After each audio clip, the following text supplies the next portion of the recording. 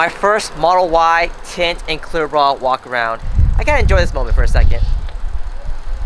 Okay, let's go. First things first, we clearbra'd the full front end, the full hood, the front bumper, and the fenders. There's no kit available for this car since it's brand new, so all the panels that I mentioned were all custom hand trimmed to fit perfectly for this car. So we did an EVS custom hood, one blank piece. We hand trimmed all the sides. There's no relief cuts or anything like that.